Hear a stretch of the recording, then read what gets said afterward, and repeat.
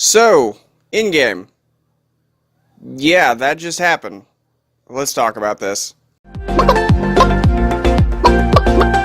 Can you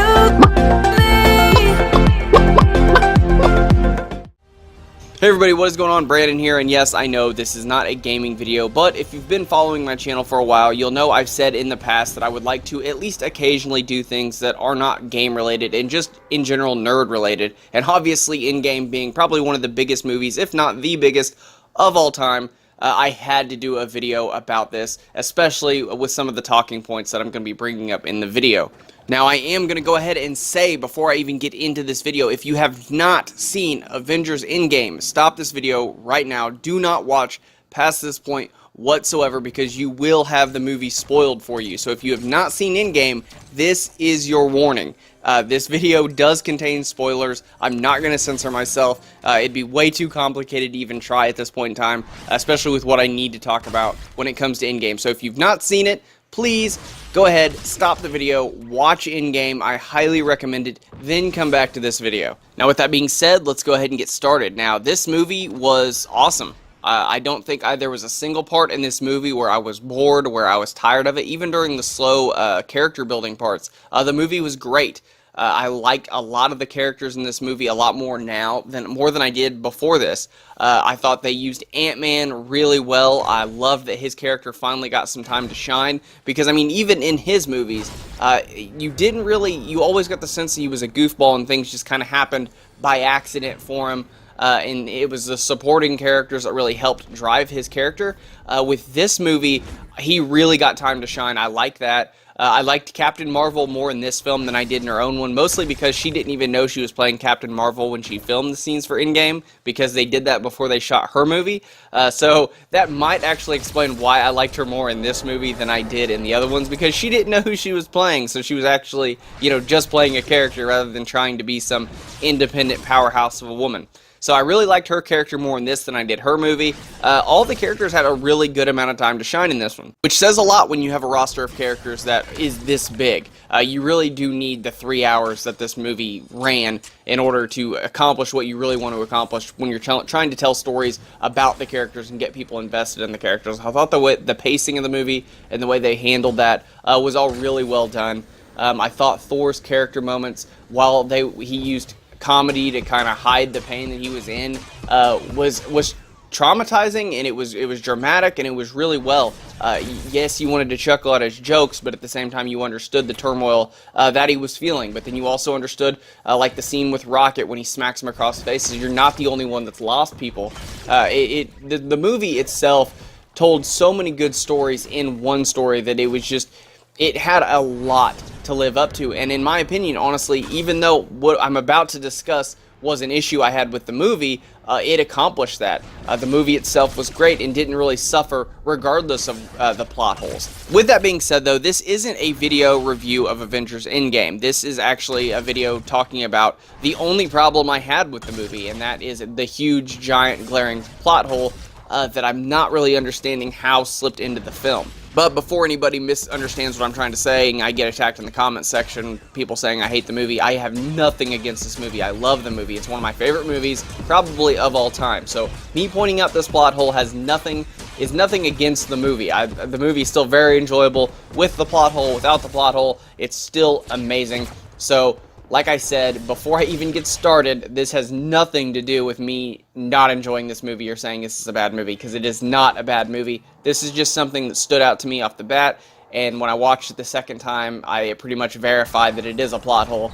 And then I decided I wanted to do a video to discuss it with you guys, because a lot of my friends have not seen this movie yet. So I don't really have anybody to discuss any of this with, and that's the main reason I decided to do a video about it. But this plot hole has affected almost every movie possible when it comes to time travel. Anytime there's a movie done about time travel, there's almost always a plot hole where they screw something up. So this isn't just limited to this movie. It's pretty much every movie with time travel. There's some sort of plot hole, because it's a really hard thing to nail down when it comes to the rules and how it works. I mean, The Flash, the TV show, regularly has time travel plot holes that you kind of need to figure out.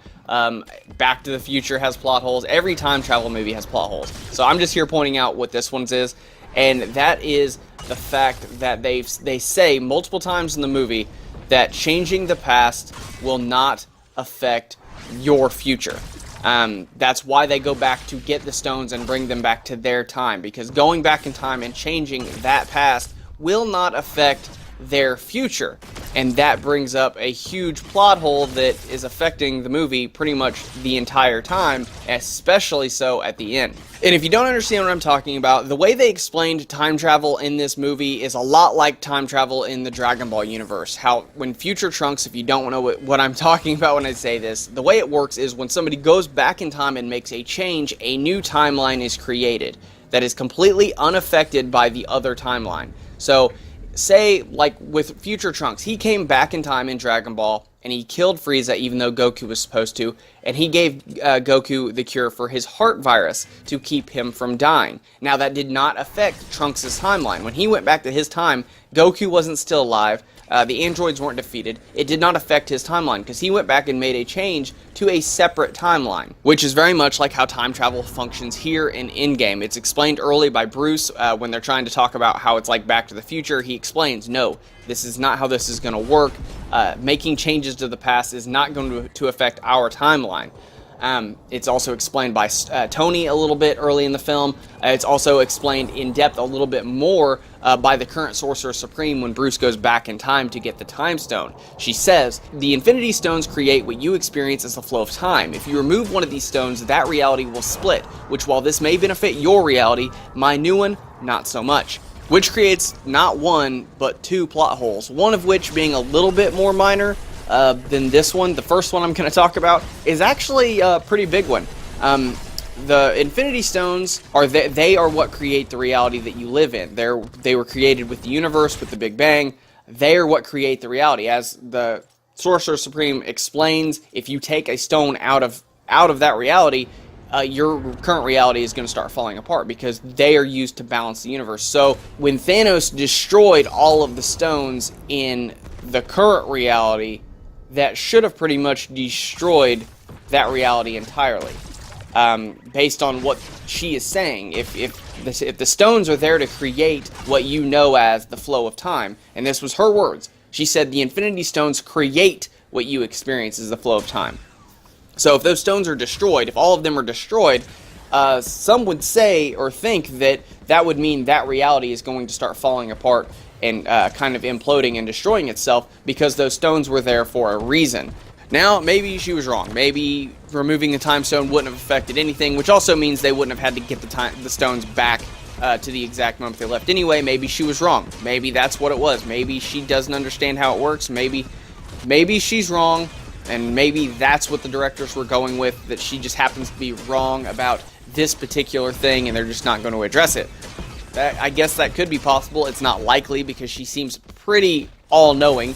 She knows about Doctor Strange 5 years before he becomes Doctor Strange. So, obviously she knows what she's talking about. So I would think that that's a pretty big plot hole, that Thanos couldn't have destroyed the stones because it would have destroyed that reality. But moving on to the second plot hole is the fact that at the end, Steve goes back in time to return those stones, and he does not appear back on the platform. Instead, he goes back in time to go with Peggy Carter, and he grows old with her and becomes an old man. And he eventually just shows up. He's on that bench, and they see him, and he has lived his life as an old man. This does not work. I think this is a pretty huge plot hole, because they've already explained changing the past does not change your future. It creates a new timeline. So if Captain America had gone back in time to return those stones, and even if he had gone back in time to spend his life with Peggy Carter, he would not have been in the reality with Sam and Bucky and all of those guys. He wouldn't have been in that reality. He would have been in a separate reality, because in the reality they were in, he was frozen on ice. He didn't live with Peggy Carter. He was already Captain America. Him going back in time and changing that and growing older, not only if he was still in that timeline would it have not been possible for him to grow old and be that character, but if it affected everything like that, he wouldn't have been Captain America, and they wouldn't have won the war. Because we see time and time again in this film, things happen in the past or with characters from the past that should most definitely be affecting the future and current timeline, but they don't. We see it with Nebula killing her past self. If the past affected the future, her killing her past self would have automatically rewritten everything. And not only that, but just the fact that Thanos knew about them from the future and came from a different time, those implications alone, if we're talking about a timeline that's malleable, like Captain America can go back in time and live with Peggy Carter and still grow old, and it doesn't change anything, that if the timeline's malleable like that, some of these changes that happened should have been rewriting the movie as it was going on. But the only way they could make the movie work properly to where they could have a good solid story without a bunch of Flashpoint style things happening was to make it to where the past cannot affect the future. That way they can have the solid cohesive story and actually tell it without having to worry about rewriting things.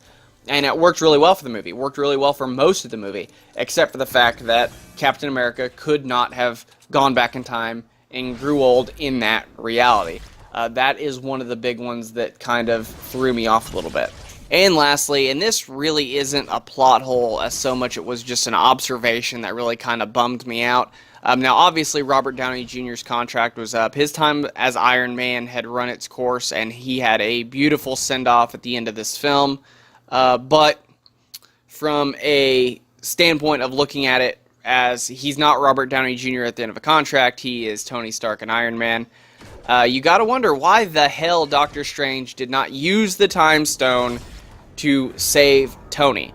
And what I mean by that is, if you remember at the end of Infinity War, Thanos was able to reverse time just on Vision to bring Vision back to before the time the Mind Stone was changed. Now, he was able to do that isolated too. He was able to control just Vision. It didn't reverse time anywhere else. It didn't reverse the damage. It didn't reverse the punch that he laid on Captain America right before that. It didn't reverse what all the people his troops had killed or beat up. It didn't reverse any of that. It just he controlled Vision. He took Vision back in time to reverse him dying. So why didn't Doctor Strange do that to Tony? Especially after Thanos had already evaporated. Why didn't he just turn time back 5 minutes on Tony alone and pull the gauntlet off? That to me is kind of, it's like I said, not really a plot hole, more so an observation that just kind of makes you go, man, they could have saved him, they could have done a lot. The Time Stone actually didn't get used at all, really, other than to do the snap, which really was mind-blowing. We're doing a movie about time travel, but yet they're so worried about using their time machine when they have a perfectly good Time Stone there, even after the person who's good at controlling the Time Stone, Doctor Strange, is back alive. Why is it not used? It wasn't used in Infinity War, and it wasn't used here. It feels like it was kind of a ball drop to have something that powerful that could be used and not be used. But I don't know. That's just a little nitpick I had. But again, Robert Downey Jr.'s contract was over. I loved the way they sent him off. My whole theater was dead silent during that scene, and it was a great moment for the character, but at the same time it really sucked. And even though Robert Downey Jr.'s contract's up, I want him to come back as Iron Man. But that's all the time I got for this one, though, guys. I know it's not a video game video. I've actually got 2 big videos I'm working on right now. I've had a lot of people request my How Close Are We to Full Dive Part 3 video. That video I've been working on for the last 2 months because I want that video to be like better than the first 2. Those are really big videos for my channel, so I really want to do those videos right. So I've been working hard on the Part 3 for that, but I've also been working on my new Orbis Reborn video. If some of you don't know, I did an Orbis video for the MMO RPG that's in VR. I did a video a long while back. It did really well. Well, they just did a 2.0 revamp of that game, and it's a VR MMO, so it takes you a bit you got to get into your character and play and grind a little bit. So I've been doing that, preparing a video for that to kind of showcase that a little bit. So if you guys are wondering what's been going on, I've not been lazy. I have to sink some time into the game in order to be able to actually cover it. And I've kind of been a masochist this week. I started the week off finishing off Cobra Kai Season 2, went and seen Endgame, then last night was Game of Thrones, and then I seen Endgame again this morning. So it's just been, I must be a glutton for punishment or something, I don't know. But that's all the time I got for this one, though, guys. I hope you guys enjoyed this video. If you like this video and you want to see more, please do me a favor, hit that red subscribe button. If you want to know anytime Nathan and I upload videos, please do us a favor and ring that bell icon so we'll make sure to get notifications. But that's all the time I got for this one, guys, and I will see you all next time.